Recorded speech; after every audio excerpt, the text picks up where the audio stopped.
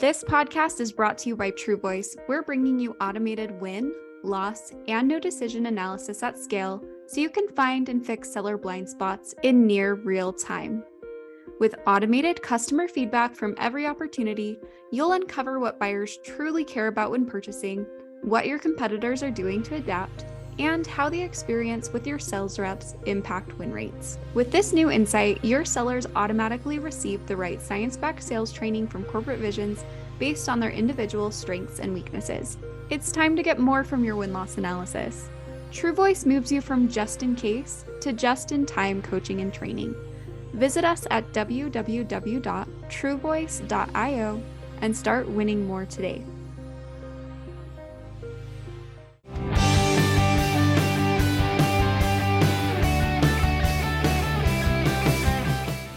Hey everyone, thanks for joining me for another edition of Sales Intelligence Weekly, brought to you by TruVoice. I'm your host, Ryan Queller. Okay, so starting this episode with something you already know. Sales enablement is a crucial function for any B2B organization. But on today's show, we're going to talk about something a little bit uncomfortable. Some people might even consider it a lot of bit uncomfortable. The reality is many people who work in sales enablement have never experienced frontline bag carrying, quota carrying selling. If you want to eliminate disconnect and align your enablement strategy to make more impact for your reps, you must first understand their world. We've heard the frustrations from sales enablement teams. Look, my reps don't use the enablement, I provide them. But we also hear from sellers frustrations like, how can enablement tell me what to do when they've never even sold a deal? Right? These are difficult, potentially difficult waters to navigate. So today, we're going to talk about the elephant in the room. We're going to talk about this issue. Chatting it up with me today, we have Drake Lennon, Global Director of Enablement Programs at Sitecore. Drake, welcome to the show, man. Thanks for having me, Ryan. Excited to be here. Excited to have you. Before we get into it, we have a habit here to have our audience learn a little bit about our guests. Who are you? Who is this enigma that is Drake? Tell us about you. Yeah, short and sweet. I'm a sales guy turned enablement guy. I'm out of Dallas, Texas. I've been in a sales or customer facing role for almost 20 years now, and switched to the SaaS sales. Have done everything from SDR, AE, SDR manager, AE manager, sales trainer, sales enablement, now leading the global enablement programming here at Sitecore, and lots of things between, and very, very passionate about sales as a profession. I have an MBA with a focus on strategic marketing, so Sitecore is my happy place. I get to work with sellers, work with marketing, but we're also selling MarTech solutions, which is something I understand and I just get from my experiences between school and work, etc. So that's a little bit about me. Tell us more about Sitecore. Why is this? I mean, you said something that's a strong plug for the company that you're working for. It's my happy place. You don't hear that all the time. Yeah. Why is Sitecore your happy place? And what is Sitecore? Why is it your happy place? Well, I think first, you poll any person from Sitecore, and I almost guarantee that their number one thing they will say about why they love Sitecore is the people we work with. We work with very strong, A caliber players. Everybody's willing to help, and just all around great people, great technology too. Yeah, it's just a good place to be. Okay, love it. So, are you ready to chew on this kind of elephant with me? This issue. Should we get into this? Yeah, let's do it. All right. Let's start with the evolution. I like to typically start here, right? So from your experience, how have you seen maybe sales enablement evolve over the years? Yeah, so I've got a couple of perspectives. Being newer in an SDR role, being newer in a sales manager role, being newer in a sales enablement role, and then being more experienced in a sales enablement role. Sales enablement, when I started, I saw it as an SDR or as an AE going through the training. It was that. It was sales training, emphasis on onboarding, sales skills. We need objection handling training. We need to teach you how to do discovery, throw some product knowledge at you, but really around sales skills and emphasis on the onboarding piece.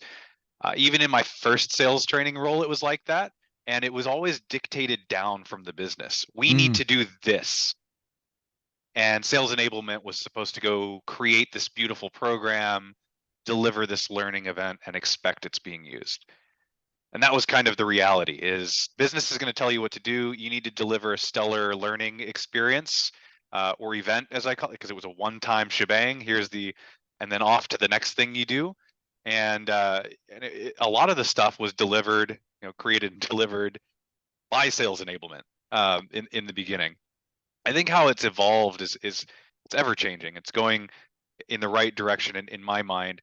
The business still comes down, sales training is still a big part of what we do. Business still comes down and says, we need to do this, but now it's more resemblant of I think we need to do this. Enablement, what do you think? So enablement's got a seat at the table.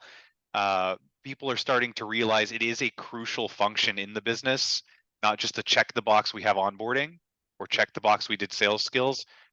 And you're getting a lot of enablement professionals gravitating towards this career who have a lot of the background that you need for somebody to run a business. Enablement is a business within a business. So if you've got somebody saying we got to do objection handling, enablement is programmed to say why. Where's the evidence? We already have some of the evidence that might support it, but we want to hear it from our stakeholders. We kind of want to see where those gaps are, because it might be something else. There might be a root cause that's a little bit upstream. Negotiation's the big one. We need negotiation training. Is it negotiation training, or is it value selling, or is it upstream? Is it discovery? Is it upstream? Is it qualification, etc.? So enablement's got a seat at the table to kind of challenge and push back, and professionally as a business partner. And it's much more metrics driven now than before, where we used to just track how many people attended a session. That to me doesn't matter at all, because people attending a session doesn't drive bookings or revenue. So it's what did they do with that after?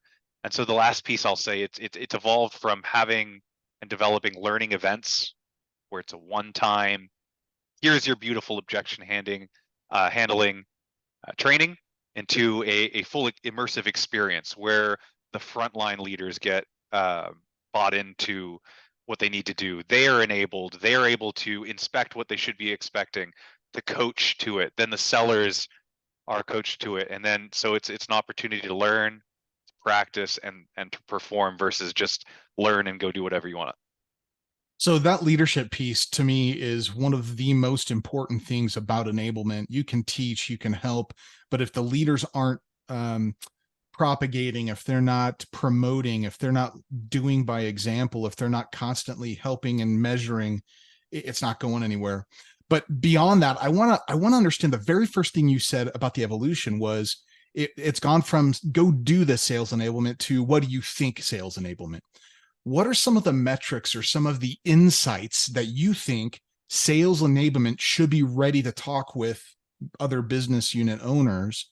What are the metrics they're asking to hear from, or the insights they're looking to hear from sales enablement?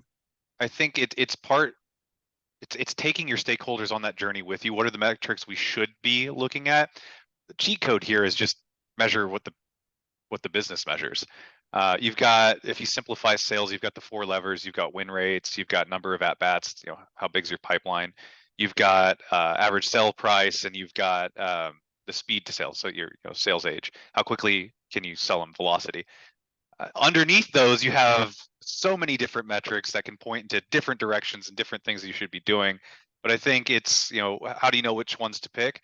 I think it's that discovery with your business partner on the other side, the frontline leaders, and maybe one up, who aren't too removed from it, who only just look at dashboards, but who experience it, and just kind of ask them questions about what they're seeing, and then consult with them on what you should be tracking. And then the metrics will, I've got a list of probably 80 different metrics we could track at any given time for any given program. But it's really helpful to kind of refine it down to 3, 4, maybe 5, if we understand what we're trying to actually accomplish. And then it's reverse engineering it, just like a sales process. Your end goal is Customer is thriving with your solution. How do you do that? Well, you reverse engineer into implementation. You back that into the closing. You back that into the demo or the discovery. It's the same thing. How do we get to this stage? We got to back that into what they need to be able to do. That's the performing. We need to back that into how are we going to get to performing? What does the practice look like? We need to get to what is the gap in their knowledge? Do we need to teach them anything, or is it really just a practice and apply thing? And then the metrics for enablements right there in the programming, and it's linked directly to the metrics that's actually going to drive the business result you're looking for. Love that. So a sales enablement is like an internal business consultant where they have to understand the metrics that are important today, because they'll change in form, next quarter when the board comes down with whatever, or the market changes or whatever happens. There's going to be changes in metrics and focus on metrics. And so you're constantly having to consult, understand, and then go from there. Am I kind of capturing? Spot on. Okay. So love this. Okay. Now that we understand kind of what's kind of evolved within sales enablement, let's get to that elephant. So many people in sales enablement have never even carried a quota, and this can rub sales teams the wrong way sometimes, right? I mean, it can really cause some issues. So from your perspective, how does this impact organizations and paradigms internally? Yeah, I think, because I've seen it too. I've worked with brilliant learning design folks, absolutely brilliant in what they do, deliver stellar programs, but I think the main disconnect is going to be, so there's perceived disconnect, and then there's real disconnect. I think the first one, if I just go for the real disconnect, it's theory versus reality. If you've never done the job, your experience is through what you've read about it or what you've heard about it, and that's kind of it. You don't have that actual practical knowledge of what it takes. And so, the sales book written by XYZ author from 1990 might say do it this way, and then you got another sales book by any influencer you want to name here that's saying the same thing but a little bit differently, and saying, well, they got it wrong, but they're saying the same thing. That's kind of your experience as an enablement person without the background. So it's like the adage when we were growing up and the teacher said, you really need to know this piece of math and be able to do it in your head. You're not going to have a calculator in your pocket everywhere you go. And then the reality is, yeah, we do. Yeah, so, we in fact do. So it's like objection handling. I keep bringing up objection handling. That's a hot one with a lot of people. Yeah, the enablement creates this beautiful 20-step objection handling process, and the best sellers are doing it in 3 steps. They're matching them with a statement to bring it down. They're asking a couple of pointed questions to understand where the objection is coming from, and they propose a resolution. 3 steps. Enablement, who's never done this, might deliver 20 steps. Nobody's going to do it. So there's a disconnect between theory and reality. The other one is the perceived disconnect of this person, and it's going to be inherent. This person's never done the sales job, thus they don't know me, and they've never sought out to know me. When in reality, I've worked with some really good learning design folks and knowledge professionals, never done the sales stuff, but they ask really good questions, and they get it straight from top performers. So I think it's an inherent one to overcome, but I think there's ways to overcome it without that experience. But gosh, that experience really does make a difference when you can think empathetically and lead empathetically with your seller's kind of vision. It helps a lot. There's 2 words that come to mind as you're talking here: curiosity and understanding. It sounds like potentially we can overcome some of those you've never carried the bag issues with demonstrating skills that are maybe transferable by asking solid questions, showing significant curiosity, asking pointed questions that demonstrate that you understand what their business is, what a seller's business is, and then coming up with solutions that are pointed and concise. That's phenomenal. That's phenomenal paradigm. I want to go a step further for you in your shift, right? So your shift from selling to sales enablement, what are some maybe key learnings that you can share with our listeners, some of our sales enablement listeners or sellers, either way, that can help them in their journey? Yeah, so a little background. I went from SDR to AE to sales trainer, and then I was a sales manager, and then back in enablement.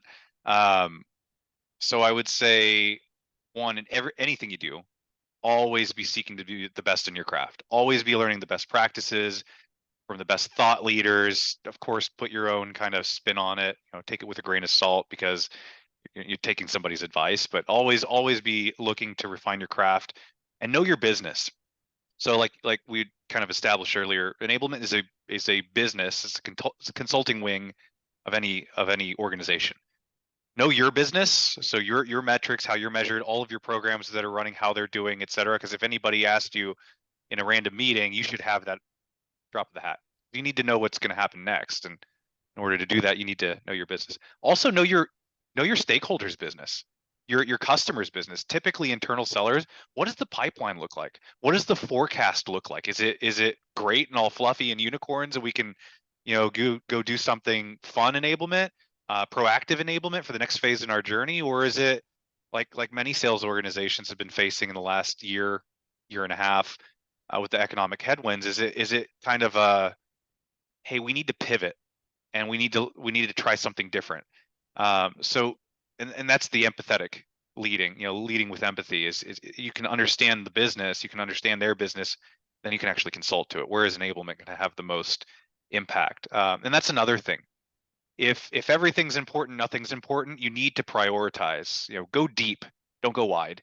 If you've got the business asking for training on negotiation, training on discovery, training on qualification, objection handling, prospecting, all of these things. Yeah, we need to do everything's important, but let's prioritize and let's master one before we move to the next. And in order to do that, we need to prioritize it based on what the business needs. And in order to do that, you need to know what the business is going through. Along those lines, relationships are key, especially if you don't have that background in sales. You need to have those tightly coupled relationships with like what we call sales champions here at Sitecore. Your performers, your top performers. Also sales leadership.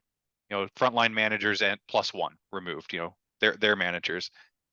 Have them along for the journey. Have them give input early and often. Do your discovery. You're running your consultation just like a sales process. You're doing discovery. You're getting their buy-in. If they give input, they've got a little bit of skin in the game, because they're going to be the ones who have to reinforce this, which is probably another one that's just as important as relationships. Is you have to know you're not responsible for the way that sales executes, which from a sales leadership to enablement can be a hard switch. Like I'm not responsible for them actually doing this. That's the frontline leader, but I am accountable for delivering something that's going to help them accomplish what we set forth as a group to do. So that's a big one. Is you don't own the number. Like that is not your quota. But you are absolutely accountable to supporting and making sure they have every resource they need at the time they need it to hit that number. And I think I kind of prepared some talking points around this, because I think those are the main ones. Is always be learning, know your business, know theirs, build those relationships, maintain those relationships, and get them involved early and keep them involved throughout the journey. Go deep, not wide, on your enablement programming, so you actually deliver results. And always measure everything. Try anything you can. Try to measure it. So that way you always have to report back. We sought out to do this. Here's where we are today. Here's the delta. Here's what I recommend next. And yeah, just keep that constant lines of communication. So I love that. I want to come back to relationship building, and there's some nuances here. And I'm not going to, this isn't marriage and family therapy. We're not going to talk about how to make friends and win over people. That's not what we're talking about. I'm talking about in a professional setting here between sales enablement and sellers, who oftentimes, if we're going to get down to it, can be a little bit of a Jets and Sharks kind of moment. There's some snap fighting and dancing, right? So it can get a little bit heated sometimes. What might be some recommendations from your perspective on how to start, right? For not to carry and continue, but how to start to demonstrate, look, I'm trying to establish from an SE to a seller. How do I start those relationships? Yeah, so you have to find that middle ground. I would say one of the things that would probably rub somebody wrong is if you come in and you're not seeking to understand, you're already trying to give advice. So one of the first things I always do when I first came to Sitecore, the first thing I did is I looked for a list of folks. Interdepartmental relationships are huge in enablement too. You got to work closely with marketing, product direct, SE organization, sales leadership, et cetera. You name it, sales ops. I like to say that enablement is that connective tissue, the synapses between the brain, the mouth, the hands, et cetera, that kind of keeps things moving. Um, but meet them, get to know them as people. What do they like? You know, at the end of the day, a business is made up of people, and you know, people work to live. So what do they like to do? So build those personal relationships, build those professional relationships too. Again, it's like a sales process, right? What are they measured on? How are they going to be successful, and how can we work together to make our sales work successful? If I'm talking with a sales manager, it's pretty obvious. They've got a quota, they got to hit it. What are some of the challenges that they are seeing in order to hit their quota? So it's just asking a lot of questions, bouncing ideas off of them before making any recommendations. I always like the kind of before making a recommendation. Ryan, you told me X, Y, and Z things are important. You're seeing A, B, and C gaps. I have a thought. Do you mind if I bounce some ideas off of you? And then kind of consulting. So it's bringing them in early in those processes, kind of like we were just discussing, bringing them in early in those conversations as much as possible. And as things develop, keep them informed. Hey, Ryan, we talked about this 2 weeks ago. This is where I'm at so far. I'm just keeping you updated. This is where I'm going. Do you have any input? And then, don't just go off into a silo and deliver a final output and expect them to be grateful for it. They need to be along, but it needs to be, because again, they're responsible for this. Nobody's going to reimburse them for missed commissions because they delivered an enablement program that didn't work. So they need to be bought into this. This needs to be their vision. Enablement needs to be the best practices guide and the consultant for how to actually make this a reality. Okay, so I want to go a little bit further in another area around the evolution that we started to talk about. As sales enablement is being invited to the table, the table and the things that sales enablement are starting to influence are reaching beyond just metrics and ideas that they're looking for input on, but the influence that sales enablement has and is having on a business is expanding beyond just the primary sales, right? Just the front end, new logo, new win sale. What other parts of the business, what other parts of the customer journey or rev journey are you seeing sales enablement influencing and impacting? Yeah, I think that's another part of the evolution is it's transforming from sales enablement, which is just as it sounds, enabling sales, SEs, AEs, SDRs, to revenue enablement. That's working with all, I believe and really feel anybody who's customer facing should be enabled. If you have a great sales experience and the product best meets your needs, you're probably going to buy it. But if you have a terrible botched implementation or really, really bad support come renewal time, or any clause in your contract that lets you out, you're looking for it and you're getting out. You're going to the competitor. That's a sale loss. That's revenue loss. So it's not just about bookings. It's about ongoing revenue and relationships. So prior to Sitecore, I was actually in a role where my remit was to the entire customer-facing organization. We looked for overlapping themes, soft skills, results orientation, like CS and AEs, for instance. CSMs have some of the same metrics in some areas, and making sure that smooth handoff, that smooth transition, that consistent brand experience. Because if you're talking to Ryan or you're talking to Drake, you're still talking to Sitecore. Pretending you work at Sitecore, you're still talking to Sitecore. So it needs to be that smooth, consistent experience that you're going to get the same you're going to be handled the same way. SEs are a prime example too. They need a little bit deeper product knowledge. They need to be able to answer the technical questions, demonstrate the technical things, and yeah, I think it's just as important to enable folks after the sale to be able to handle objections. As an example, uplift in contracts is a thing at most companies. Nobody wants to pay more for the same thing just because market conditions have dictated that.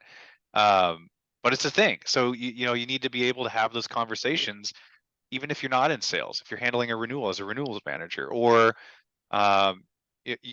maybe there was an outage, and as a CS rep, you're really having to navigate and kind of take the temper down a bit.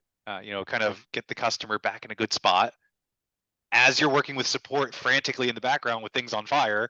You know, keep that even keel kind of mentality. So we're working on stuff now that's over indexing a little bit into the customer service kind of side. So you bring up a great point. The customer, by the way, the customer need, and you pointed that out, changes.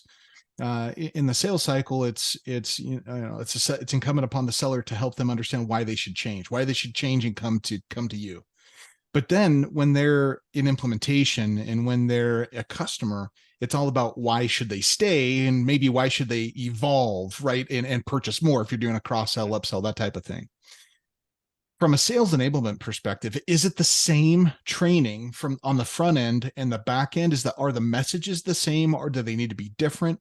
How does that impact what a sales enablement or revenue enablement person does and treats either a front end seller or maybe a CS? So there's always going to be a little bit of overlap in any customer facing function. You're still talking to people. Totally. Still going to have objections, still going to need to ask the right questions at the right time, make the right solutions, call it qualification or discovery. But the roles are measured differently for a reason. They are different functions. You are not trying to prove anything necessarily post sale. That's what the sales process is for. A good sales process proves the capabilities to the use case. Implementation sets it up the right way.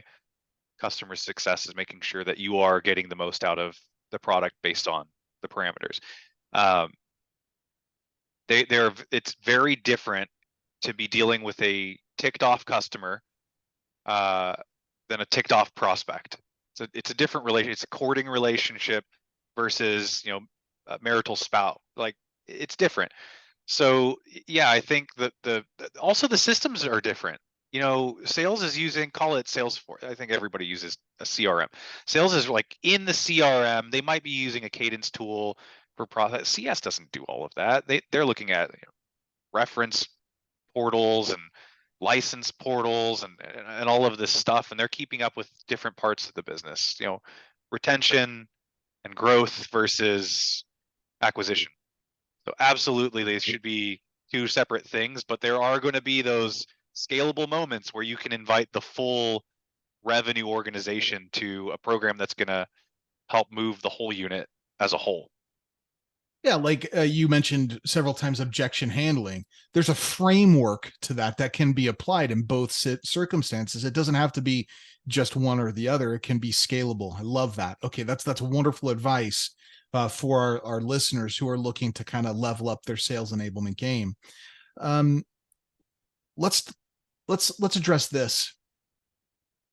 So let's say I'm trying to build a sales enablement function.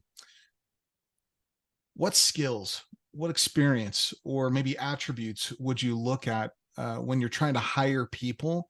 What are some of the things, those maybe intangibles, the insider view of the type of human that you would hire to be this crazy, this sales enablement person, right? Who are you looking for?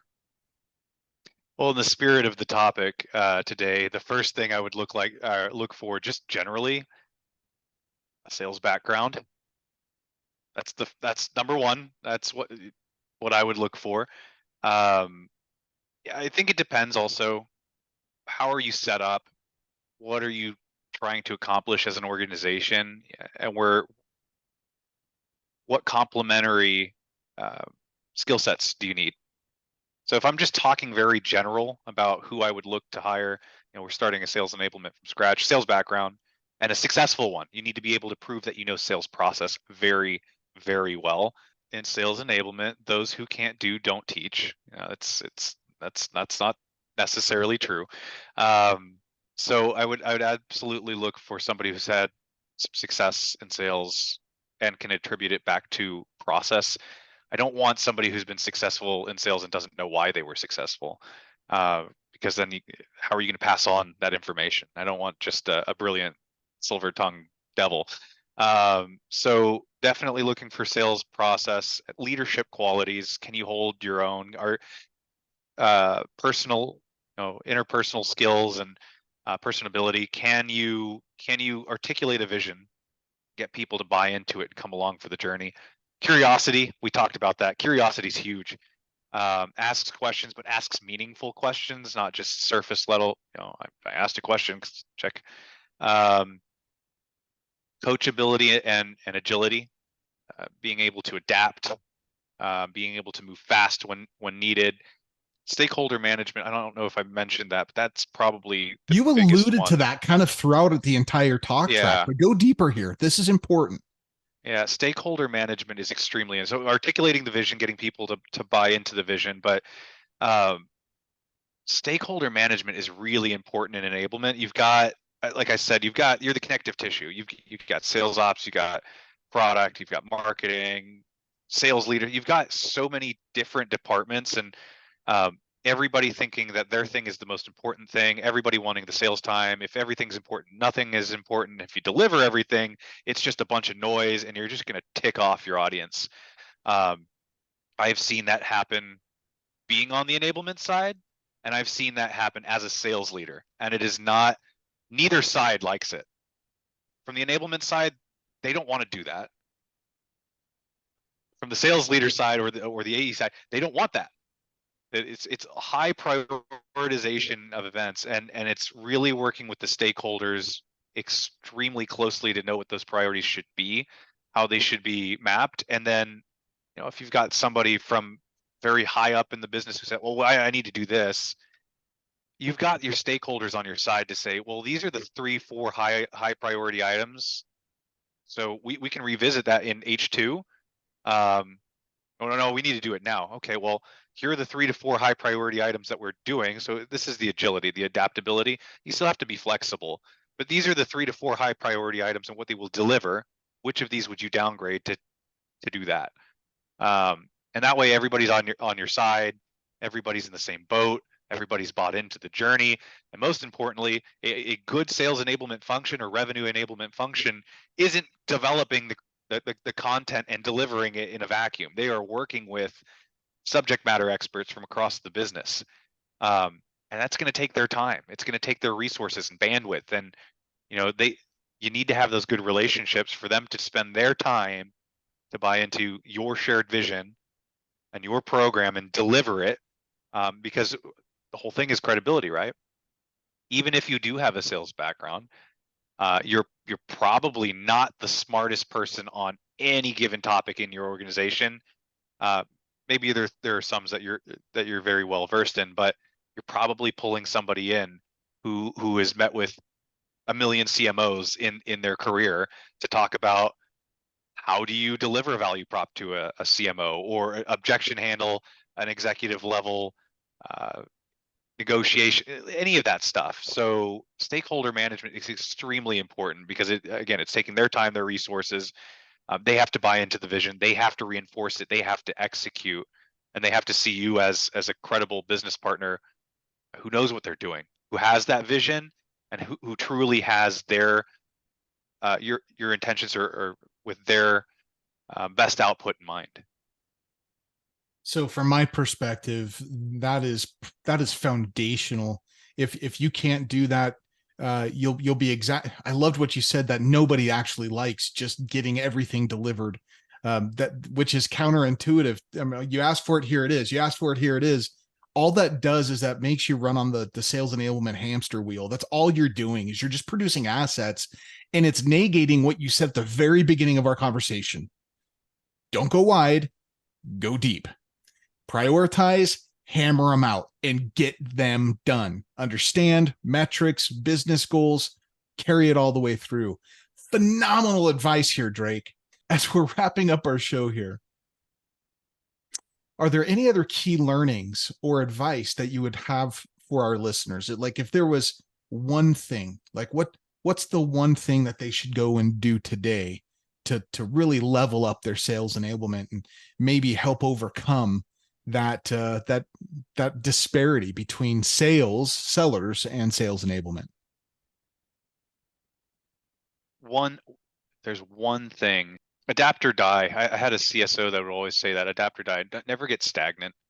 Always be looking for, refinement. The Toyota has this Japanese method of Kaizen, which is always get better, iterative, small iterations, get better in small iterations, always improving, always adapting. Market always changes. Industries mature and then die if they don't adapt. So don't become stagnant. Always keep up with the business and the evolution and the trends of the business. And then I got to say it again: keep maintaining those relationships with your stakeholders. If a relationship goes sour, it's really hard to build back up. It's a lot easier to put in the effort to maintain them, and make sure that you are aligned to what the business needs to be doing. So no more check the box enablement.